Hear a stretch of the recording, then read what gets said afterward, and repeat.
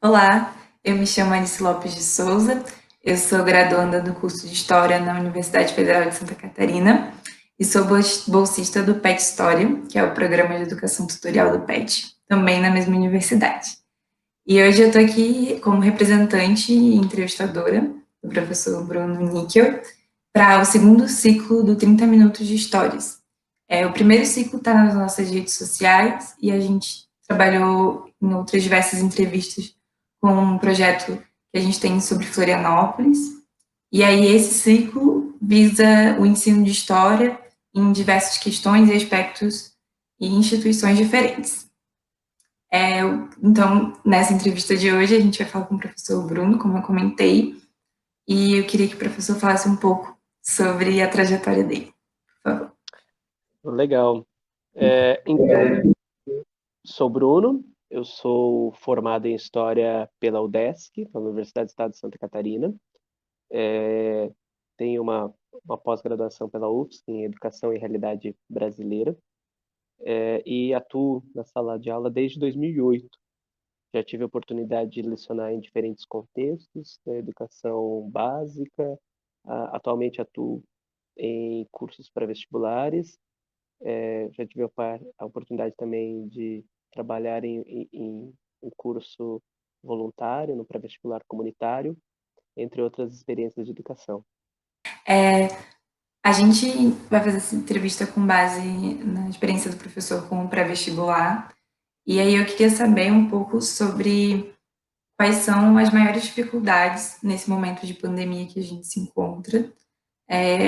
A nossa a decisão de fazer uma entrevista e esse projeto foi por conta do ensino remoto, então acho que é uma coisa que está atingindo a todos, né, de alguma forma. E aí eu queria saber como o professor se vê nesse ensino remoto, quais foram as dificuldades e como é que está sendo o ensino híbrido também.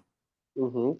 Acho que para todo professor que você perguntar, o ano de 2020 e o ano de 2021 foram anos absolutamente diferentes, né?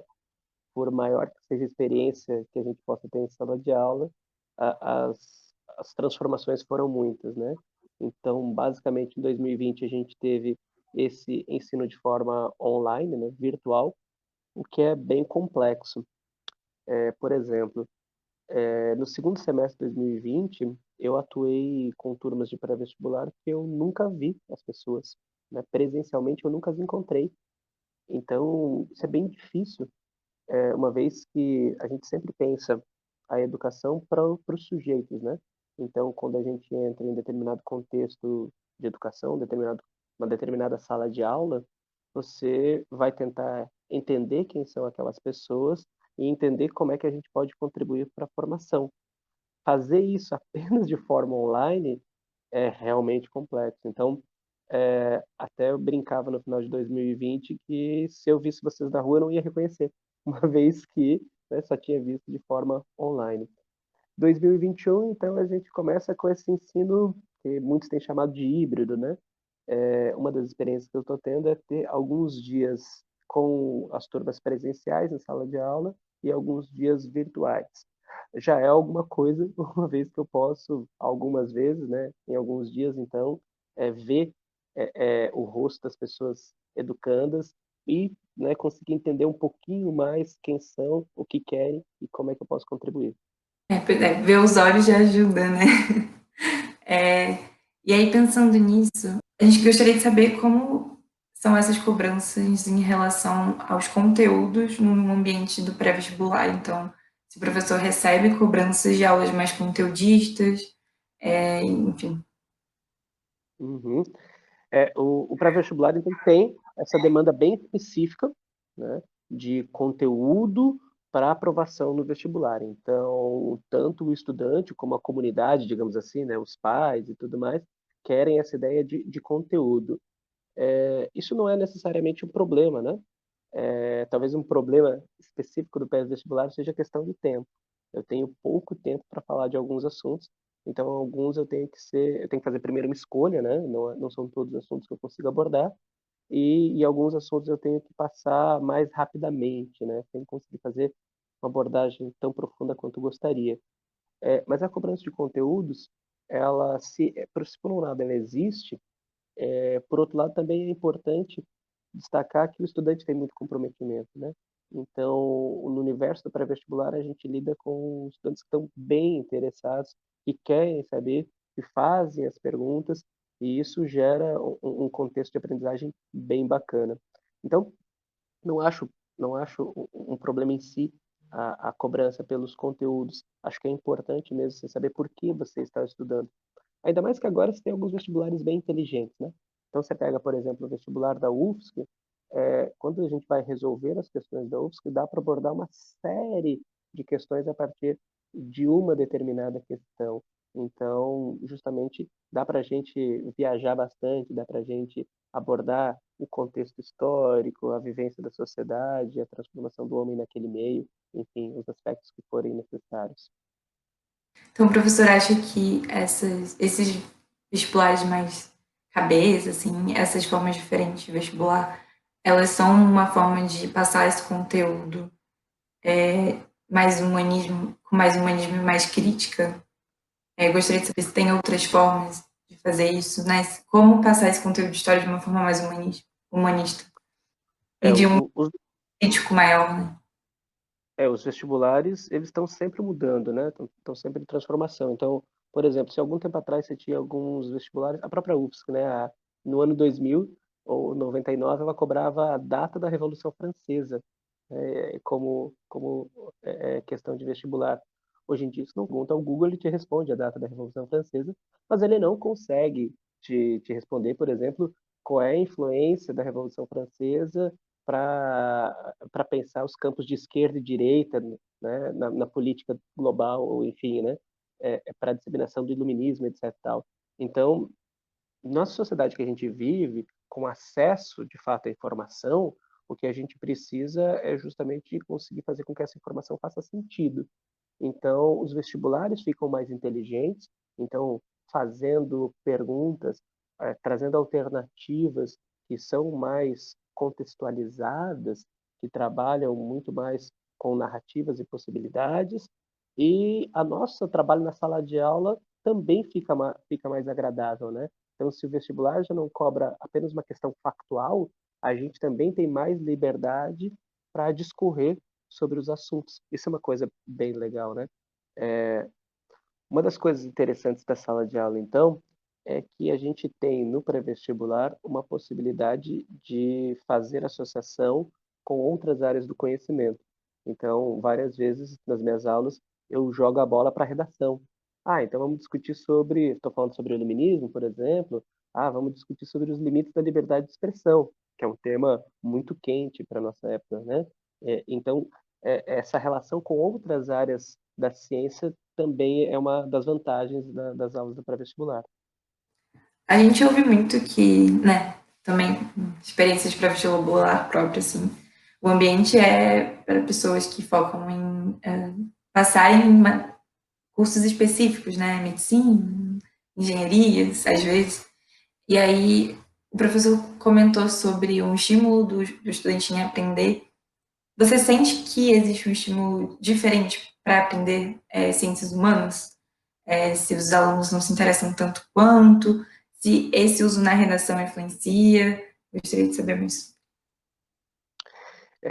Alguns estudantes, uma pequena quantidade, tem um certo menosprezo pelas ciências humanas, né?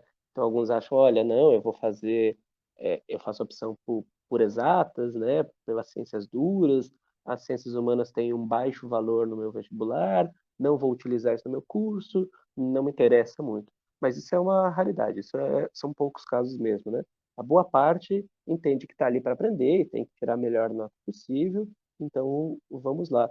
E alguns estudantes que, de certa maneira, têm uma resistência à história, já aconteceu de vir e falar comigo e dizer, olha, é que eu achava que a história era só decoreba de data e fato, e agora eu estou gostando porque, de fato, me faz pensar. Então, eu acho que esse é um pouquinho o nosso trabalho enquanto educador, né? Estimular o pensamento crítico, estimular uma visão de mundo e tentar entender como outras sociedades se organizaram ao redor do tempo, né? Perfeito. Eu gostaria de saber, com a sua experiência num cursinho comunitário, né, que o professor já comentou, Quais você acha que são as potencialidades e dificuldades da tecnologia no ensino público? As potencialidades e as dificuldades. Pois bem, uma das coisas é que a dificuldade é de acesso mesmo à tecnologia, né? É uma questão econômica. Então, não adianta só distribuir, por exemplo, um chip de dados para o estudante e achar que com isso ele vai ter acesso à internet para resolver todas as questões escolares. Não vai, né? Faltam aí o celular, falta, de fato, o acesso enquanto aparelho. Então, a grande questão se dá justamente por isso, ou então, no caso do pré-vestibular, quando a gente trabalha muitas vezes com pessoas mais velhas, a questão da defasagem tecnológica, né? Então não está acostumado a alguns meios, então não saber justamente como funciona. Agora, das vantagens, isso a gente verifica bastante, né? Uma das questões é de dizer, olha, vocês podem assistir um determinado vídeo, vocês podem buscar uma determinada leitura, vocês podem interagir com um determinado autor, e isso faz com que os estudantes criem, né, novos sujeitos que eles acabam por seguir, por acompanhar, e aí vão, né, desbravando outras áreas e outras possibilidades, né? Então, por exemplo, às vezes a gente diz, acompanha uma determinada pessoa, acompanha um determinado jornalista, determinado pesquisador, e aí o sujeito vai acompanhando, vai acompanhando, vai acompanhando, muitas vezes traz novamente, né? Professor, aquele fulano hoje disse isso, né? Então, a tecnologia ela permite que a gente esteja em contato com muito mais acesso à informação, que a gente nunca teve antes, mas, ao mesmo tempo, né, a gente tem as dificuldades econômicas e, claro, as dificuldades do excesso de informação. Às vezes é tanta informação que a gente se perde. E para o professor, como você acha que isso funciona? Essa tecnologia, assim, né? Porque acho que da mesma forma que pode ajudar, pode atrapalhar. E eu queria saber um pouco. Sim. É, a tecnologia pode justamente trazer algumas vantagens à sala de aula, lógico, né? Umas aulas mais interativas, aulas que sejam inclusive mais atraentes aos estudantes, né? Mais dinâmicas, mas ao mesmo tempo, às vezes o professor ele é colocado a desempenhar muitos papéis, né? Por exemplo, nesse momento do ensino híbrido, onde o professor, ao mesmo tempo, é técnico de informática, né? Então, eu estou dando aula na sala de aula presencial para alguns estudantes, e eu tenho que ver se está captando som, eu tenho que ver se está todo mundo na plataforma acompanhando, eu tenho que ver se o slide está sendo projetado de forma online, se eles estão me vendo na câmera, e ainda se eles estão colocando alguma coisa no chat, enquanto ao mesmo tempo eu estou dando aula, sabe? Exigir do professor que ele dê aula para estudantes presenciais e online ao mesmo tempo, e ainda cuide da plataforma é uma coisa bizarra, né? É 3 trabalhos em um só e com certeza afeta o rendimento das aulas, né? O professor já comentou um pouco sobre isso, mas queria saber um pouco sobre se é possível elaborar aulas interdisciplinares em um pré-vestibular. Você comentou já sobre a redação, que o professor, né, utiliza essa questão. Então, eu queria saber mais um pouco sobre isso, como funciona, se, se é uma exceção caso ocorra, se, enfim. É, eu não costumo trabalhar como exceção, não. Eu gosto muito das aulas interdisciplinares. Eu trabalhava num projeto, o Integrar, onde a gente se esforçava muito.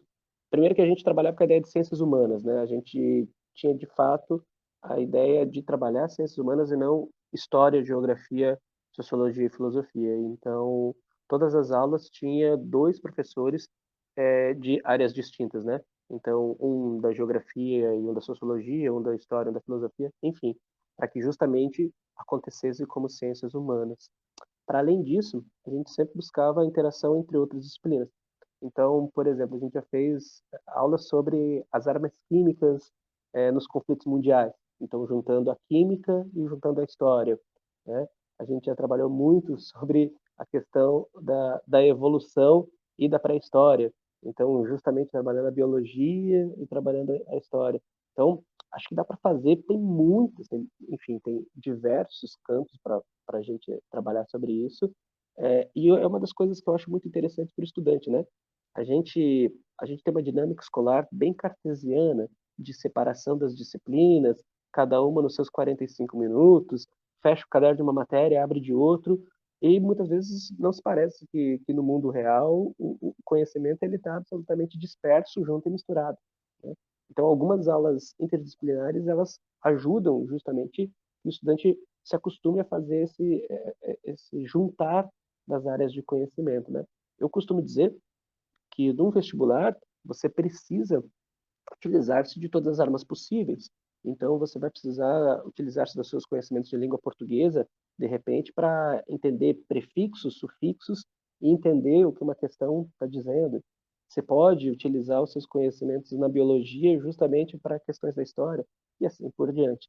Então, quando a gente faz um esforço interdisciplinar, e eu sei que os colegas da história fazem muito, né? A gente em geral gosta, né, muito de trabalhar com essa ideia de outras disciplinas, tem uma certa facilidade, digamos assim, há quem diga que dá para ver história em tudo, né? Então, como a gente tem uma certa facilidade, isso costuma acontecer bastante, então acaba, de novo, né, abrindo para os estudantes essa ideia de que, olha, o conhecimento ele pode ser universalista, o conhecimento pode ser visto como um todo, onde eu vou, né, dividir para compreender melhor. Ok, mas o conhecimento como um todo existe também. Perfeito. Eu queria saber agora, para finalizar, é, qual é o conselho que você daria para um futuro professor de história? Um futuro professor de história. É, então, deixa eu dar um conselho para um graduando em história, pode ser? É, entre na sala de aula, né? Ainda na graduação, participe das chamadas públicas, enfim, porque vale muito a pena inserir-se no contexto de uma escola enquanto você está na graduação, enquanto você ainda tem acesso às discussões com os professores, com a sua própria turma, né, para que você possa pensar como é isso de dar aulas. É algo, né, extremamente difícil no início, difícil no sentido de que muitas vezes, né, para preparar uma aula você vai levar 3, 4 vezes o tempo de uma aula, né, nas primeiras vezes. Demanda, então, um grande trabalho inicial, mas ao mesmo tempo, né, você fazendo isso durante a graduação vai te permitir que você pense sobre a sua prática e pense sobre o que você queira, né? Algumas pessoas costumam entrar no curso de história sem vontade de entrar para a sala de aula. Foi o meu caso. Eu entrei na graduação em história sem querer ser professor, acabei tendo a oportunidade de dar aula durante a graduação e hoje não me vejo fazendo outra coisa. Então, o meu conselho seria esse, né? Vá para a sala de aula ainda durante a graduação para perceber onde é que você vai parar e ter esse suporte ainda dentro da academia para os primeiros passos da sala de aula. É, eu lembro que o professor comentou na nossa reunião sobre a questão de qual é a função de um professor de história, na sua opinião, assim, de um Hum. ensino de história, né? Inclusive, a importância de termos esse ensino, mesmo que de forma remota, mesmo que de forma híbrida. E aí, eu acho que conversa muito com o que o professor estava comentando agora sobre dar aula, sobre o graduando ir para a sala de aula. Então, eu queria que o professor falasse de novo sobre um pouco mais. Eu costumo me definir como professor, como educador, e não como historiador, por exemplo, né? Eu acho que dar aula de história é uma coisa mais específica que eu faço, mas eu me vejo enquanto educador no sentido daquele que estimula a aprendizagem, né? Daquele que pode ajudar a construir pontes para o conhecimento, até numa ideia um tanto quanto socrática, né? Da ideia de ajudar a parir o conhecimento que está nos indivíduos. Então, acho que é muito essa a função do professor, né? Atuar como uma espécie, talvez, de tradutor do mundo, no sentido de mediar as relações, né? Às vezes se espera do professor que seja o sujeito que traga a verdade. Ah, não, então o professor veio e disse isso. Ah, né? Pelo contrário, né? Ainda mais na história, que a gente sabe, né? Que tudo não passa, então, de construções de discursos e tudo mais. É, o que é importante, ao meu ver, fazer com os estudantes é estimular o pensamento. O estudante está ali na sala de aula contigo e talvez ele não lembre mais o que foi o iluminismo ou qual a importância da vinda da família real, mas se a tua fala, estimula ele a ir atrás, a fazer uma leitura, a buscar uma informação, a pensar, a questionar com alguém, poxa, então tá aí o papel que tá fazendo, né? Afinal de contas, cabe sempre a gente se perguntar, né? Por que eu estou ensinando o que eu estou ensinando? Né? Qual é a função de ensinar o Antigo Egito, se não refletir sobre né, o que a gente tem? Então, o conhecimento, a erudição pela erudição não me faz a cabeça, não me faz sentido. Né? Nada contra, se você quer ter um conhecimento específico sobre determinadas sociedades, beleza, maravilha. Agora, enquanto sala de aula, eu tenho que pensar o que de fato faz sentido para os estudantes, o que seria importante para eles, né? E aí sempre é essa ideia do espírito crítico, né? Da formação de um sujeito enfim, tome consciência de onde está no mundo e que pense em como pode contribuir para esse mundo. A história é uma disciplina fabulosa para isso, né? Porque ela, na maior parte dos conteúdos, nos possibilita ferramentas para isso. Então, em qualquer discussão, eu posso atravessar isso, né? A qualquer momento, eu posso pensar sobre isso. Então, enfim, qualquer conteúdo que eu posso trazer junto essa discussão sobre por que eu faço as coisas do jeito que eu faço. Acho que isso vale a pena também no contexto da história. Então, eu só queria agradecer ao professor mais uma vez pela disponibilidade de estar aqui falando com a gente. A gente sabe que esse período está muito turbulento, então a gente agradece do coração mesmo essa disponibilidade e a conversa. E eu queria que o professor, enfim, dar esse espaço aí para você, no caso, para falar mais alguma coisa, finalizar, caso queira. Bom, então, primeiro eu queria parabenizar o PET por essa ideia, né, de trazer as experiências dos professores.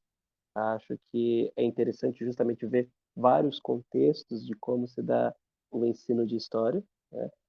E sair, né, de alguns clichês de ensino de história é assim ou assado, não, depende justamente do universo dos estudantes na qual você está inserido. Acho que é bem interessante que quem esteja na graduação busque conhecer esses diversos universos para pensar, né, para se preparar para a sala de aula e dizer que no Brasil, mais do que nunca, nós, enquanto estudantes, historiadores, temos um desafio muito grande, né?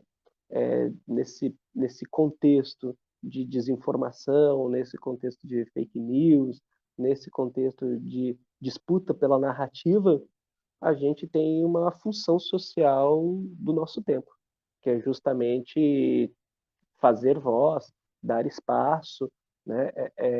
Literalmente, né? Combater a narrativa com a ciência, com o conhecimento científico embasado, com aquilo que a gente considera correto, né?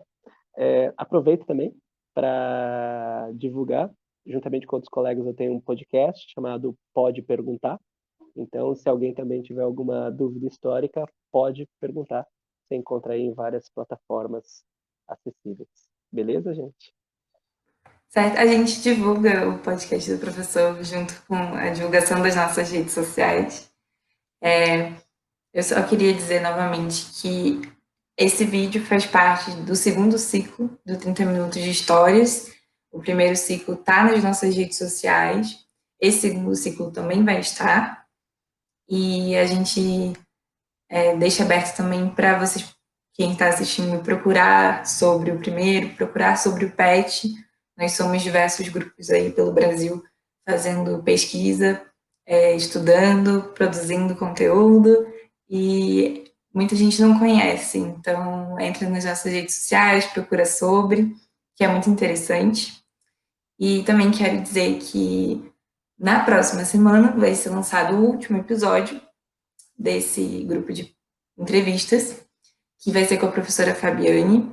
E aí a gente vai estar falando sobre educação de jovens e adultos na unidade prisional. E é isso, eu queria agradecer novamente ao professor, a todo mundo que está assistindo e tchau! Valeu, gente. Tchau, tchau. Até mais.